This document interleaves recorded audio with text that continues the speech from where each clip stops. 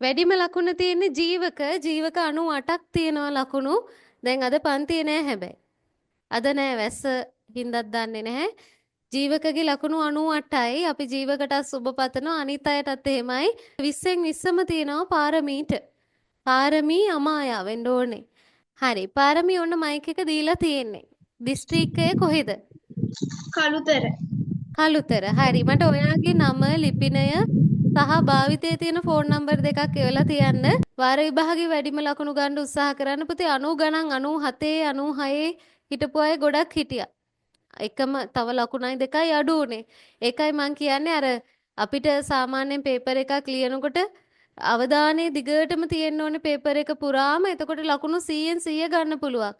100න් 100 ගත්ත අය හිටිය 8 පන්තියේ එහෙම ලකුණු 100යි. කපන්න ලකුණු අඩු කරන්න කොහේවත් ඉඩක් නැහැ. ඒ හින්දා අර එහෙම කල්පනාවෙන් ලියාගෙන යන් එහෙම ලියලා 90 ගණන් එන අය ඉන්නව ඇති. ඉස්කෝලේදීත් වැඩිම ලකුණු ගන්න උත්සාහ කරන්න. මොකද බැරිකම නෙවෙයි ඉගෙන ගත්ත ඒවා මතකයි ලියන්න ඕනේ. අක්ක සමහරට කලබලයට අමතක වෙනවා. නැත්තම් වෙන මොකක් හරි ඊළඟ ප්‍රශ්නේ ගැන හිතලා නැත්තම් මේක හරි මේක ලේසි කියලා හිතලා ඉක්මනට ලියන් යද්දි සමහර විට අර අවධානය අඩු වුනහම ලකුණු අඩු වෙනවා. බැරිකම නෙවෙයි හොඳට පුළුවන් මතකයි ලියන වෙලාවේදී වාගේ අවධානය අඩුකමේ ගැටලුවක් තමයි තියෙන්නේ. හැබැයි හොඳ ලකුණු තිබුණා මේ පාර 75ට වඩා හැමෝගෙම වගේ තිබුණා බලපු පේපර් වල හැමෝගෙම 75ට වඩා තියෙනවා.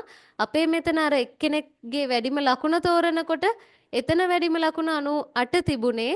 ඒ හැර 90 ගණන් 80 ගණන් හැමෝගෙම වගේ තිබුණා 75ට වඩා වැඩි. ඉතින් එහෙනම් ඉස්කෝලේ විභාගෙදී වැඩි ලකුණක් ගම්මු. ඊළඟ වාර දෙකෙත් තියෙනවා කියවීම ලිවීම ඒවා උත්සාහ කරමු වැඩි ලකුණක් ගන්න.